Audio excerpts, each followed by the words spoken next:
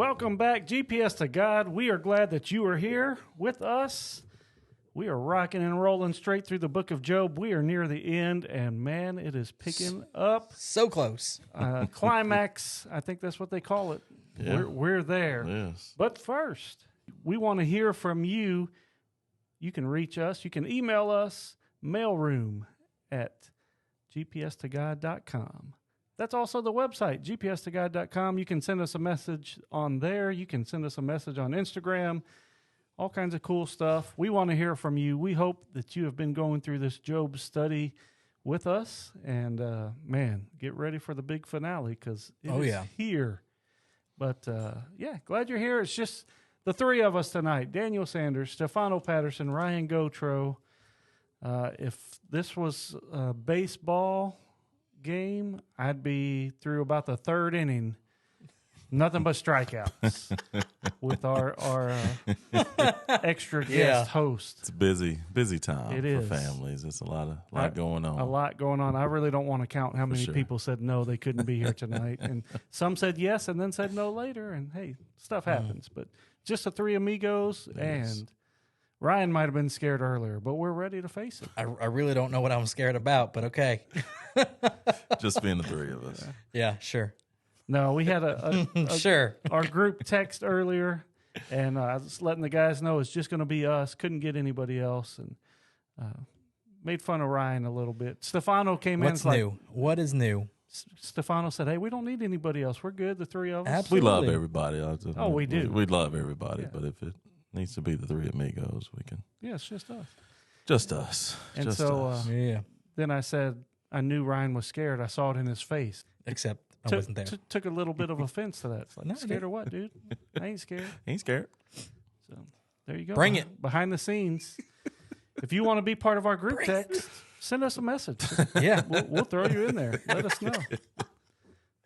Oh, good stuff. Good stuff. I really need to lock down a phone number that we can have guests. We'll tell them when we normally record. I'm sure there's some type of app that we can just get like a just generated number and it's done. I've got a line on what we're going to do. I just haven't done it yet. Not sure if somebody's just going to jump in on but I think somebody chapter 26 of Job. Well, they're not going to know when they call in. Yeah. Like, we'll be done with Job by the time this gets... I got you. Have y'all started yet? They're just like, oh, it's podcast time. And they're just going to call in and just... They're going to know the day and time we record, and they're going to give us a call and be like, "Hey, they're going to call you on Monday morning." Oh boy! Call whatever time you want. I turn my phone off when I go to bed. So that's why Ryan will blow my phone up and be like, "Man, I tried to call you. I'm sending you texts. It's been an hour." I'm like, "Dude, I was asleep. What do you want?" We're old, Ryan. It was 11 o'clock. We're old, man. 11 o'clock in the middle of the day. I don't know about that. I don't even remember when it was. If it was the weekend, came back from Atlanta, I probably was asleep at 11 o'clock the day we came back because we flew at like 5 o'clock in the morning. Mm-hmm. Yeah, it was. Yeah. Good times. Speaking of good times, Job. This is the last time we're going to hear from Job. He gets his last words in. Yes. And then we get the new character introduced, and then God himself comes in to close it out. So good times. As he should. First and last, baby. First and last. So this week we're going to focus on Job's reply and get through those chapters. Our next episode will be the new character coming in. Right. Elihu. I would ask you how you said it, but you haven't read that far ahead, probably. I've read that far ahead, but I don't know how you would. Elihu sounds good enough. Good enough for the preview, anyway. Indeed. Good enough for the tease. I like it. Indeed. And then the last episode, part number 9, will be God closing it out. Yeah. Bringing in the closer. Oh yeah, the best. Since we talked baseball terms. Well, let's get into it. Chapter 26, Job replies, Bildad had his last words. Chapter 25, the shortest chapter in the whole book. And now Job comes in with his answer. Chapter 26, Job says, how have you helped him who has no power? This is real I read sarcasm in this. Oh, yeah. Yeah. Talking to his friends, talking to Bildad, and like, how have you helped him? How have you helped me? Yeah. I've got no power. I've got nothing. Everything's been. How have you helped me? That's what I wrote down. Job answers sarcastically. That's the exact same thing that I wrote. Y'all came in here to help. You three knuckleheads came in here to help me, and I got nothing. Yeah. Got nothing from you. I almost took it. Maybe I took it this completely wrong, but I almost took it the opposite way. Like these guys are basically pushing him down. Like I know they're trying to help him, but at the same time, I feel like they're pushing him down. It's almost like you're helping the devil with you're helping someone that has no power against me right now. Yeah. I think that's kind of two sides of the same coin. Yeah. Yes. Yeah. I like that take. You're helping the devil. That is a good. You're helping the person with no power, temporary power that's going to be taken away. You're helping him. I like that take. In a way, we know that the devil has power. They conquer. He conquers every day. But in this situation, he has no power over me. But you're helping him. That's good stuff. We go on to verse number 4. With whose help have you uttered words, and whose breath has come out from you? That plays off what you just said, Ryan. Yeah. With whose help have you uttered words, and whose breath has come out from you? Man, Ryan might be onto something there. Verse 7, he stretches out the note. Now, this is going to, I think Job was talking about, now he's going into what God has, what God can do. He stretches out the north, God stretches out the north over the void and hangs the earth on nothing. He binds up the waters in his thick clouds, and the cloud is not split open under them. Talking about the miracles of creation, water in the cloud, rain in the clouds, but they don't split, all this kind of stuff. But also going back to verse 4, Job is telling them, your words are not from God. Right. Your help is not coming from there. But Job right here is really just giving the power of God too, showing the greatness of God through this creation. He hung the earth on nothing, which is kind of, if you imagine Earth in space, sitting on a bowl full of nothing. I mean, it's just kind of floating out there by itself. I was kind of taken too by the way that Job was able to grasp space, Earth. He talks about the moon, but just grasp science, what we would call science today, water in the clouds, all this kind of stuff. I kind of hit his take on that. Move on to chapter 27. Verse number 1 right there says, and Job again took up his discourse. To me, that gave an element of time. We've been talking about time throughout this study. How long did this go? That kind of makes it seem like there was a gap between chapter 26 and chapter 27. Yeah. Took a little siesta. Yeah, I mean, it could have been a nap, could have been a bathroom break, could have been a week. I mean, who knows? It makes it seem like there is some element. That's one of the biggest things about this whole book is that how long, like I know we talked about it over and over again, but how long did this really take? Right. And this is a pretty heavy chapter here, chapter 27. He goes on, starting in verse 2, as God lives, who has taken away my right? So that's Job talking, saying God has taken away his right, him without wrong. He thinks he's done no wrong. And the Almighty who has made my soul bitter, as long as my breath is in me and the Spirit of God in my nostrils, my lips will not speak falsehood, and my tongue will not utter deceit. Far be it from me to say that you are right. Till I die, I will not put away my integrity from me. So far be it for me to say that you are right, my three friends. I'm not going to say you're right because you're not. God is right. Gonna down that hill. Absolutely. I will hold fast. Verse 6, I will hold fast my righteousness and will not let it go. My heart does not reproach me for any of my days.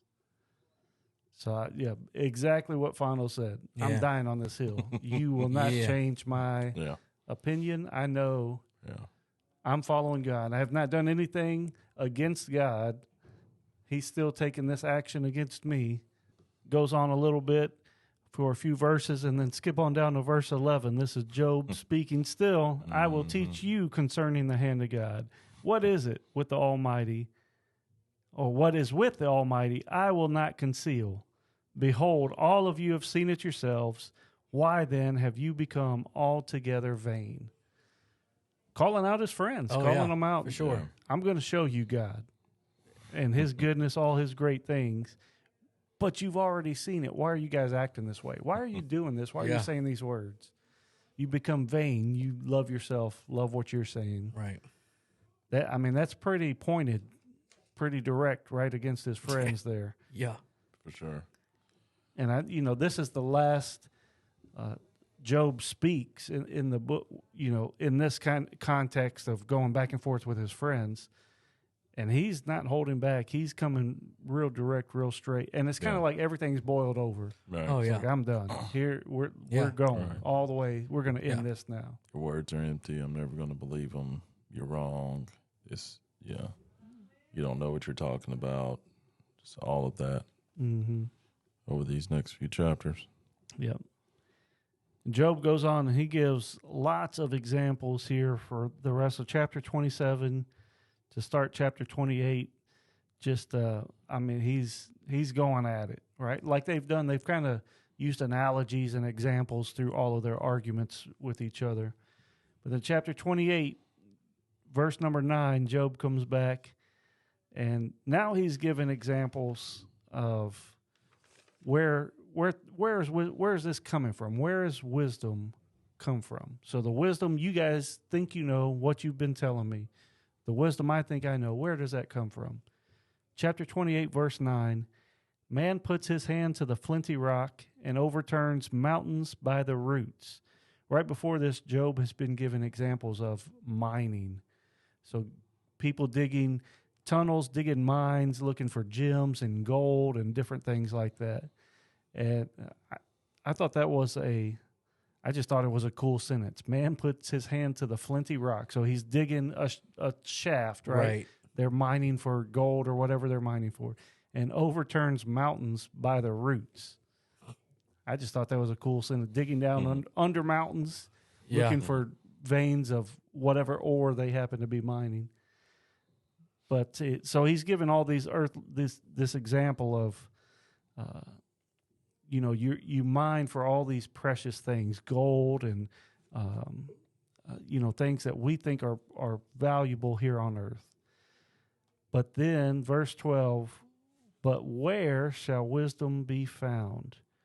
Man does not know its worth, and it is not found in the land of the living. Man does not know the worth of wisdom, true wisdom. The deep says, it's not in me. So going back to his mining story is, you're not going to find it. Right. All the stuff you're looking for underground, you're not going to find the path to wisdom. It cannot be bought for gold, and silver cannot be weighed as its price, cannot be valued in the gold of Ophir. Was that it, Ryan? Ophir? That's what I would say. I mean, you looked it up Ophir. last week or the I week. think that's how you said Was it. it was it I think Ophir? that's how you pronounce it. The price of wisdom is above pearls. From where then does wisdom come? This is verse 20. From where then does wisdom come? And where is the place of understanding? Verse 23, God understands the way to it, and he knows its place. So he gives all these examples of things people search for, all the effort expended to mine stuff from the ground, all this other stuff. But you're not going to find wisdom. You have to get that from God. That's where the place of understanding comes from. Well spoke, Job. And then he wraps it up in verse 28. And he said to the I like man, that verse. behold, the fear of the Lord, that is wisdom. And to turn away from evil is understanding. That was a good one. I had that highlighted even before this study that we're doing. Behold, the fear of the Lord, It's a good verse. that is wisdom. And to turn away from evil is understanding. I think the fear of the Lord is something we don't focus on much. We don't think about it. You know, and I think if we did, our actions would change. Even Yes. so, Yeah. here's a crazy sentence: the small sins that we do, right? Yeah. Even the small sins that we do, or sins that, because we put value on sin. So Yeah.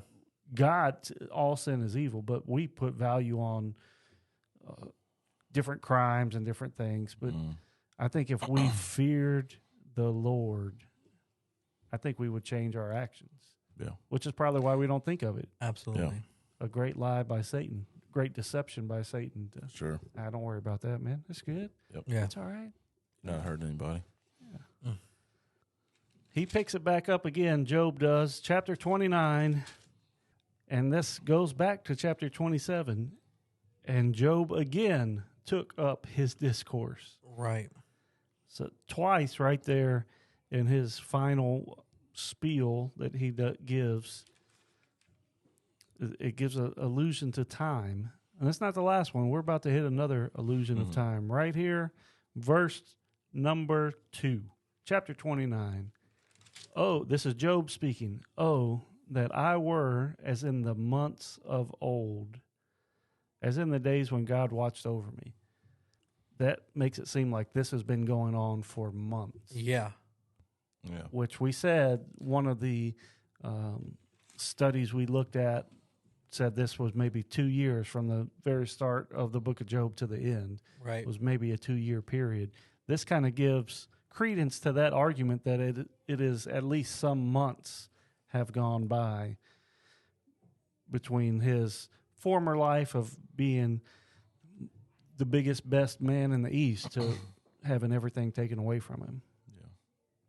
We've been kind of looking for those different, looking at the few time elements that have been in the first 29 chapters. But that was maybe the most clear one right there. Right. Let's see. It's neat how in this chapter he starts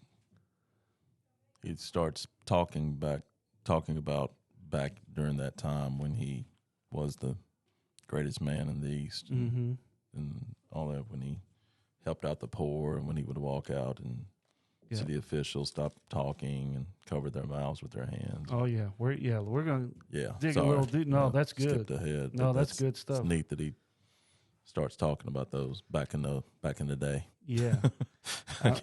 I mean, right here in verse 4, as I was in my prime, the friendship of God was on my tent. That's a big statement too. The friendship of God was on my tent.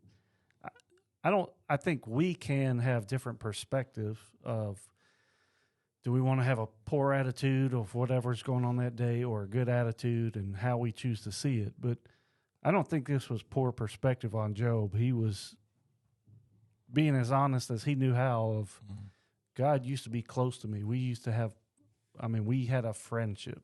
Right. You know, as much as you can. So, but verse 5, the Almighty was with me when my children were all around me. My steps were washed with butter. This one right here kind of, to me, it gave the sense of wealth and power, you know, an analogy. Verse number 6, when my steps were washed with butter and the rock poured out for me streams of oil.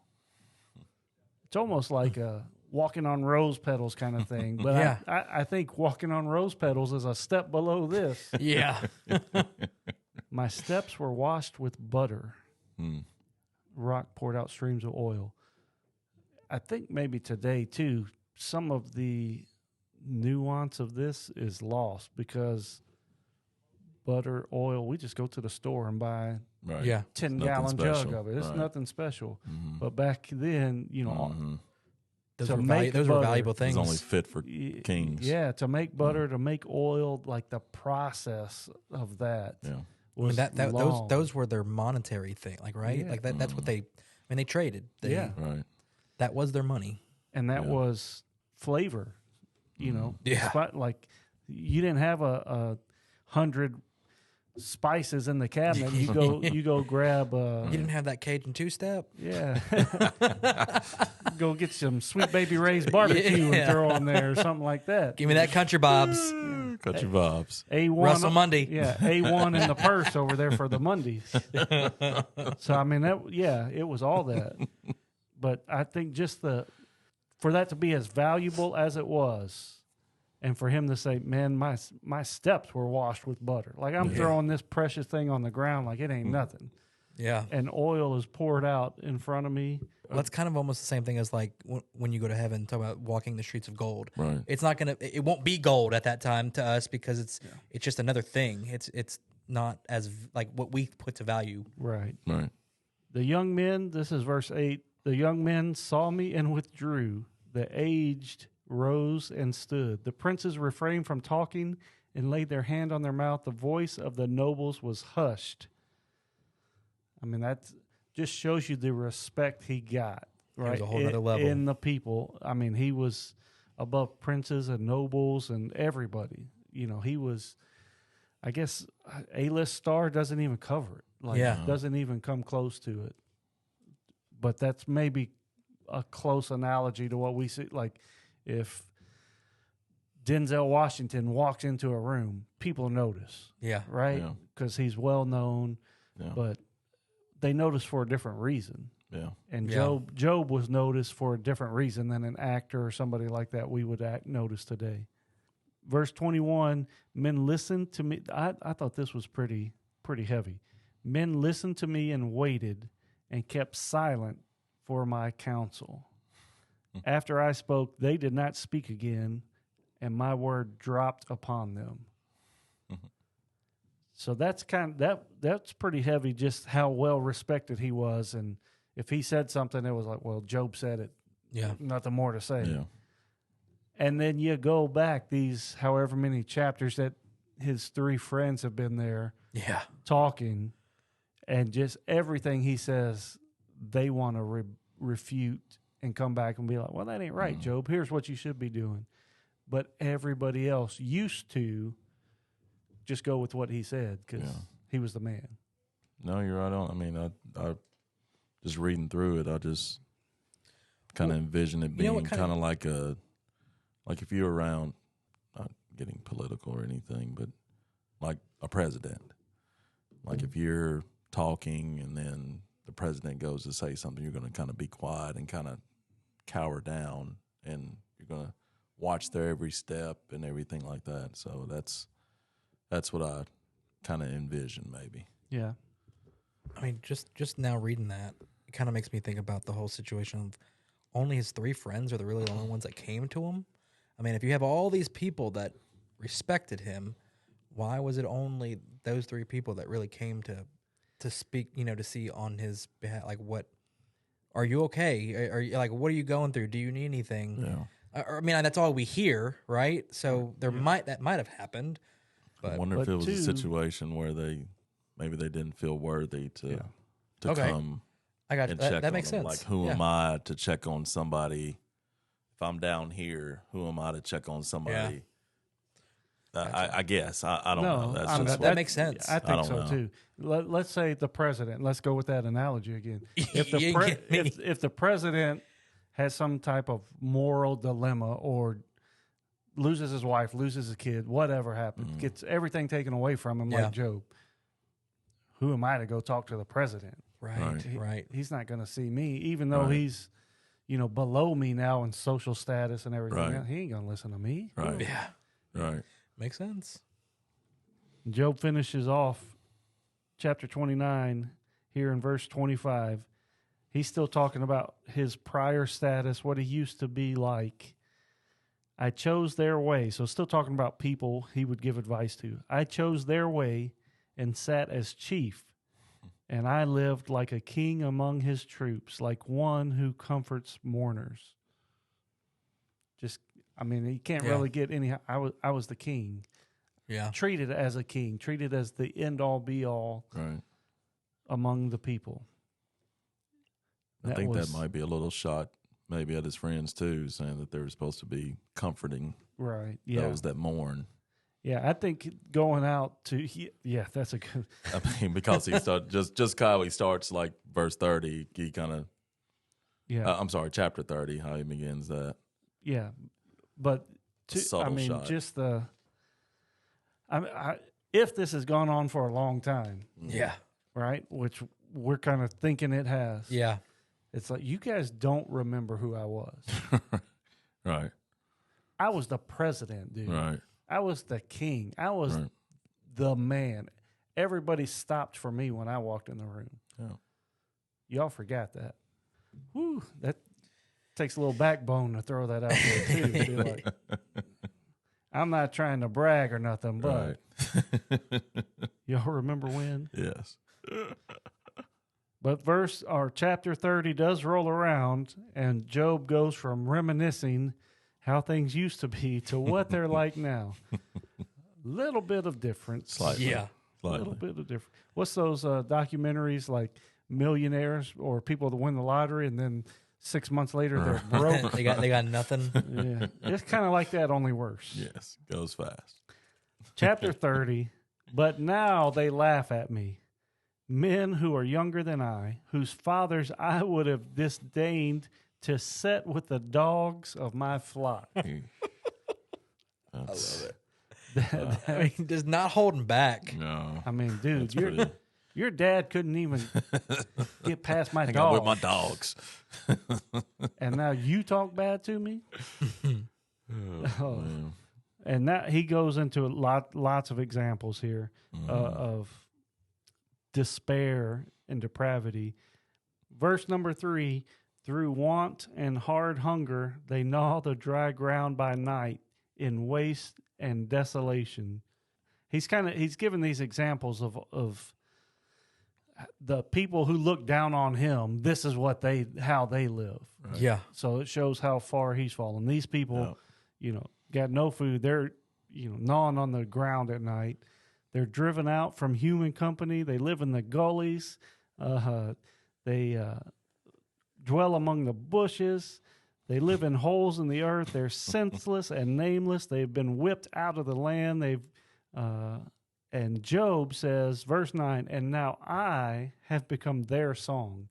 These people who live in the ditch over there, they got it better than I do. They're talking bad about me. They abhor me, verse 10. They keep aloof from me. They do not hesitate to spit at the sight of me. I mean, that's a fall from grace. Yeah. Yeah. So people, they used to stop talking and princes would put their hands over their mouths to listen to me. So now the dude that lives over there in the ditch and eats dirt thinks I'm a bum. Wow. And he says all that, verse number 11 here. This is the root of all this downfall, according to Job, because God has loosed my cord and humbled me. I don't think in that verse, that statement, he is not accusing God. He is kind of stating a fact, like God has humbled Well, I was me. going to say, that's almost like if someone is reading this and doesn't understand it, they could be like, oh, that's him kind of blaming him. But, yeah. I think in that instance, he's just given a fact. Like, God chose to loose my cord. That's not a phrase we use today. I don't know if anybody uses that today. I don't know. Y'all ever heard anybody say I that? have Nope. not. I have not. But loosed my cord and humbled me. He's just saying God, like he said way back in the very beginning, God gives and God takes away. Here he's kind of saying that in a different way. Right. Does yours have a different translation? Verse number 11. He says, because God has loosened my bowstring and oppressed me, they have cast off restraint in my presence. Loosen my bowstring. So, I mean, that would almost be like, a bow is a way you provide for yourself and all that kind of stuff. So he's taken away all your tools almost. Right. We'll skip on down to verse 19. God, and this is God or Job still speaking of what God has done in his life. Mm-hmm. God has cast me into the mire, and I have become like dust and ashes. I cry to you for help, and you do not answer me. I stand, and you only look at me. So that's Job saying, I cry to you, God, for help, and you don't answer me. I stand, and you only look at me. Pretty lonely feeling right there. Verse 29, I'm a brother of jackals and a companion of ostriches. That's a pretty detailed explanation. I mean, pretty much no humans want to have any interaction Yeah. with them. That's what he's saying. Like, Yeah. it's me and the wild animals out here. And this brings back the conversation of where's his wife? Yeah. Absolutely. Where's his Yes. wife in this? Even though, what he say? My breath is like a stranger to my wife or something like that. Yeah. Shows how apart they Yeah. are. How alone, I guess, he is. And how are they dealing? Like, it's any type of tragedy, or I don't even know if tragedy is even too strong a word, but we deal with it differently. Yeah. So a husband and wife, if something happens, their house burns down. Right. Well, one of them may,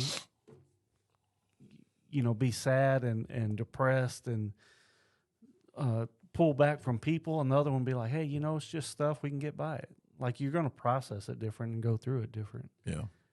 Who knows? I mean, But who that knows goes how they back were to- going? Yeah. That goes back to how much time has passed. Like, Mhm. for some people, you process it quicker than others, but we don't really know how long it's been. Plus, it's not like Job lost. I mean, they both lost. The family and Right. the all that kind of stuff they both lost. I wonder what he was, this high, lofty guy. What was her status? Yeah, It's got to be somewhere elevated, right? for sure. Yeah. Being Just his being wife, just for being with him. Right. but where was her status? Yeah. And did she? I mean, who knows? You could ask a million questions that we're not going to have answers to. Right. But Did she have friends? I mean, yeah, did she obviously have friends? did. Did she feel like she was Do overshadowed? we have anywhere or- that where it actually gives a backstory of like where like how they all like I'm trying to think how to explain that. No. Like just before all this happened, where did they come from and all that stuff? Mm-mm. No. Yeah, I mean, I wonder about that. Where was his? What was the wife's status and stuff? Right. Was she as? I mean, she's got to be somewhere close to him, right? Yeah. And being that well known, and now Right. she's a sideshow too. Right. Yeah. So Because that's usually the case if somebody. I mean, if your spouse is normally just by association, there with you, right? Yeah.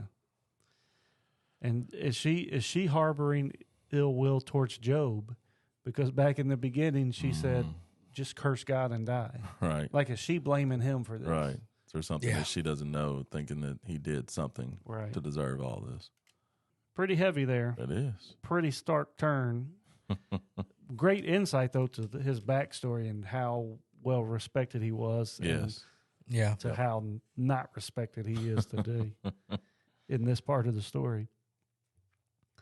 Chapter 31, Job's final appeal.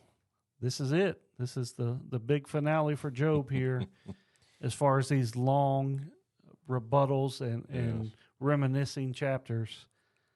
Real quick question: he's dealing with like all like these sores and all this stuff during all this yeah. time too. Oh, yeah. So like this is months and months of him just going back and forth with his friends, and he's still dealing with all these things that are happening to him. Not just, I mean, yeah, you have your kids that passed away and everything, but he's still dealing with the day in day out of just the sores and the irritation of that too. So I'm sure this just pushes his anger just that much more when he's having these conversations, I would think. Oh, we're going to get to a verse here in a second that gives a little insight to that. Let's see. Oh, no, here it is. This is so a brother of jackals, going back to chapter 30, verse 29, he said, I'm a brother of jackals, a companion of ostriches. Right. The very next verse, Oh, yeah. my skin turns black and falls from me, and my bones burn with heat. Absolutely, yeah. Yeah, so he's very much still in Yeah. the middle of physical distress. Yeah. And that one, I had it highlighted and I skipped over it. I was in a hurry to get to chapter 31.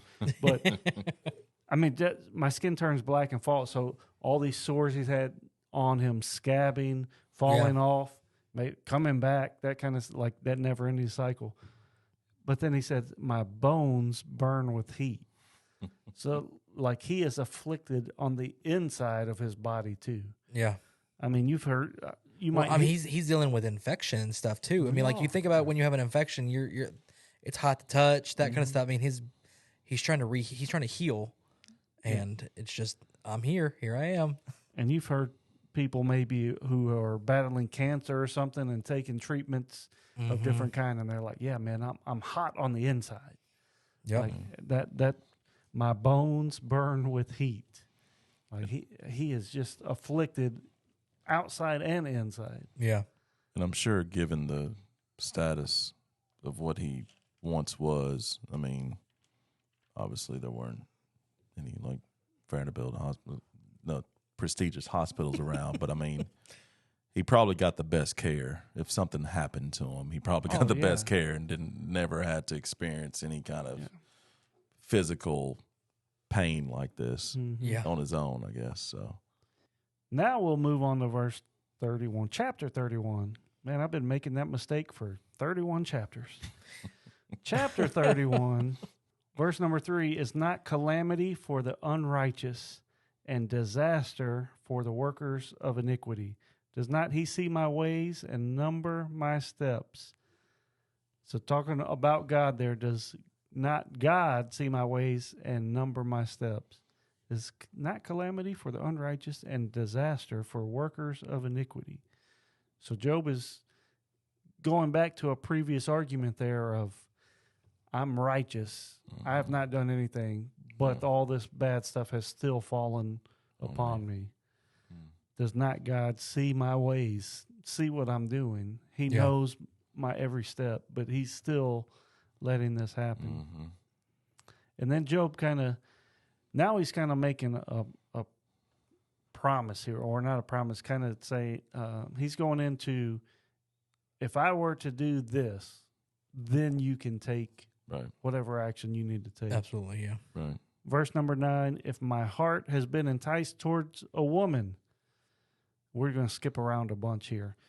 If I have rejected the cause of my manservant or maidservant, if I have withheld anything from the poor, or caused the eyes of the widow to fail, if I've seen anyone perish for lack of clothing, or the needy without covering, if I've raised my hand against the fatherless, all these, he's given, if I have done any of these things, then verse 23, for I was in terror of God and could not have faced his majesty.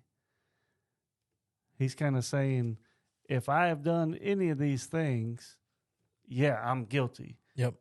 But I did not do any of that. I was the one giving to the poor. Right. I was the one taking care of the widows. I was the one looking after the fatherless, because I was in terror of calamity from God. I was scared God would do exactly what's happened to me.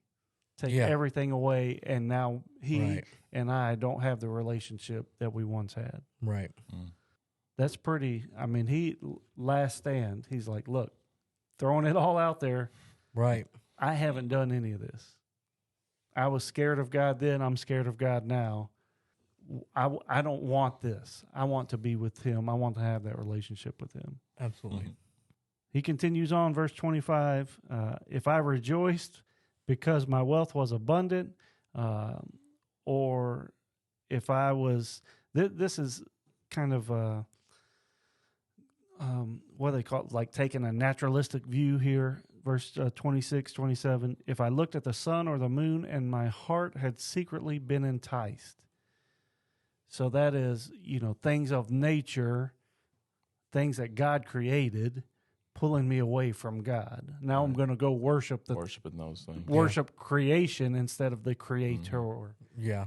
So, I mean, I thought that was a cool little argument there, that he kind of, apparently this was going on back then, or it was, it came to him as an example of something people could do. Right. But if I rejoiced because my wealth was abundant, or if I looked at the sun or the moon and I was secretly enticed, if I rejoiced at the ruin of him who hated me. So if someone hates me, they get ruined, and I rejoice in that ruin. Oh, that I had one to hear. So he's saying all these things, if I did any of these things, I wish somebody would listen, because here's my signature. Let the Almighty answer me. Oh, that I had the indictment written by my adversary. So kind of saying, I haven't done any of this. I'm not guilty. I was taking care of people. My thoughts were pure. My actions were pure. And all this stuff has been done to me, but I have no one has accused me of anything wrong. And then he wraps it up. The last 3 verses here. If my land has cried out against me, and its furrows have wept together, if I have eaten its yield without payment, and made its owners breathe their last, let thorns grow instead of wheat, and foul weeds instead of barley. The words of Job are ended. I mean, that's a whole lot of chapters there of words and arguments to just come out and say, look, if I've done anything wrong, give it to me. Yeah. But I haven't. Peace out. I'm dropping. I don't think I've ever heard that many explanations or different reasonings and examples. Yeah. And I kind of wonder, too, if these 3 chuckleheads are still sitting here with Job, right? Like, what are they just like? All right, I can't go. I can't handle this guy anymore. Oh man. I don't get the feeling that they leave convinced. Really, No, I don't think so at all. I mean, like, no, not until yeah. yeah, Elihu shows up. yeah, Which a lot of questions on this one here, but very much so. let's not skip ahead yet. No, But I mean, I don't get the. I think it's like agree to disagree, man. yeah. I agree with you. Yeah. They're probably tired, man. Oh yeah. They're like, I just want to go back home, my I'm own sure they're families. probably. I'm sure they're like wanting somebody to intervene, like his wife come out there and be like, "Come on, y'all," or somebody else, like a separate party to intervene. Well, that happens in verse what's 32. happening? It does. Here it comes. Chapter 32. Yes, There we go. verse Did it again. 32. Yeah. Chapter 30. But, all right, so let's play this out. Let's role play a little bit and say, role play is probably the wrong word, but let's go to Fantasyland for a There second. we go. Okay. And let's say that this has drawn on for 6 months. Yeah. These conversations, Right. whatever it said Every day. back in chapter 29 when he said, "Oh, that I were as in months of old." So let's say this has been a months-long process. Every day, I wonder what this dude's going to say today, man. Yeah. He knows he ain't. Yeah. You're waking up to this, but that means you're going to bed, sleeping, eating, your life is progressing for months and months and months, and you're getting up to fight this same battle. We're gonna have the same argument tomorrow that we had today. All right, I see you at sunrise. Yeah. Like that. Plus, I mean, Go think about it. plus I assume they have families. What's to say they'd be like, all right, man, we're going to take this back to the house. Yeah. Whatever, sit out here in your ashes and everything. I'm tired of trying to convince you. Right. So I'm going to go back home to my family. Yeah. or So this something. is a silly excuse, but like, if we were having this argument, all right, guys, I'm going to dinner. I'm going to KFC. I'll be back in a little bit. I mean, they're having to prepare food. He's cooking for him probably, or his wife. I'm assuming if his wife's still there or not. Yeah. But they're eating they're eating together at the same time. So Yeah. I'm sure they're having these conversations during dinner, like during food and everything too, maybe. But I don't know. Or does the mood ever change? Be like, Right. I mean, it doesn't seem. I mean, if this is, I mean, if it's months and months, hey man, can we take Saturday off and go watch the camel races? Like, can we do that? You did this. Hey, so did you? What do you think about that commercial? Which I know they didn't have. Obviously, they didn't have that then. But Well, I mean, no. there's no break in this. Yeah. And I would get going back to cooking. Like, they still has servants, right? But he talked about chapters ago when he was saying, my wife, my breath is a stranger to my wife, and then he's like, my servants despise me, Right. look down on me. So is that who you want cooking your food and stuff too? Like, here you point. go. Like, they drop it in the Yeah. ashes that you're still sitting in. Or Oh, something. my Like, goodness. Here you go, man. Have some scraps. Yeah. Like- I mean, they have to be just they still working for him. Though. exhausted, Yeah, I mean, especially just saying something to someone and them not even changing their stance. right. Like they're arguing back and forth and nobody's changed. They're not like, oh, I get your point. I see what you're talking about. Or that's never spoken on. Right. I don't know if y'all have ever it's gone through this or not, but like having a family member that are doing drugs, like, hey, you're going down the wrong path, you're doing the wrong things, and they're just like, dude, I don't know what you're talking about. Right. I'm doing things just the way I need to do it. You know, just that whole blindness of what's going on. Right. Both people thinking they're right. Right. Even if it's not something that heavy. Yeah. Take a silly sports argument or something. You know, it's like, who's the best whatever player? Yeah. Right. Well, it's this guy because this is it's this guy because And you're I mean, just going after 15 minutes of that, like that gets old. right. Let's have that same argument for months and months and months. Right. I'm just thinking about when my kids are teenagers, the girls, and they're just like, I'm in love. No, you're not. But you don't understand. At least at that point, you can like change the subject and be like, "Oh, let's talk about soccer," or something, or be like, "Oh, let's go to a movie." That's what or something else. But you're just sitting there. There's constantly something you can change to. I mean, the picture's painted that they're just sitting there going at it for however long. Everybody's going to get frustrated with those arguments after a few minutes, right? Whatever the argument is, right. But these guys were there for right. I mean, even if it's one day, it would be frustrating. But it doesn't seem like it's which I guess it could be one day. Yeah. Chapter 27, chapter 29, where it says, and Job again took up his discourse. Yeah, maybe they broke for a meal right there. Yeah. But then he's coming, man, can we make this lunch an hour and a half instead of an hour? Like, I'm not ready to come back to this yet. Right. So, I mean, it. And then it starts as an argument, like this side, but then it starts getting personal. Oh yeah. I mean, so it wasn't personal. It's getting personal. I mean, it starts. It gets personal like real quick. It's like how deep can it get? Right. Like, they just changed that level. Right. It got deeper. So, and I think that's why Job ended with, remember who I was when I walked into the room. Right. When I went to town, what happened? Right. Remember y'all wouldn't speak to me this way if it was, back then. Yeah.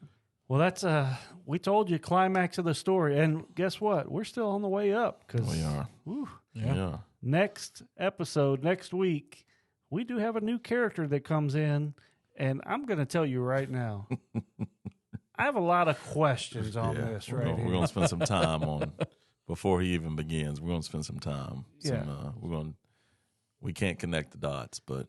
Yes. Yeah. So if you're following along with us in this study, chapter 32, go ahead and read like the first 5 verses.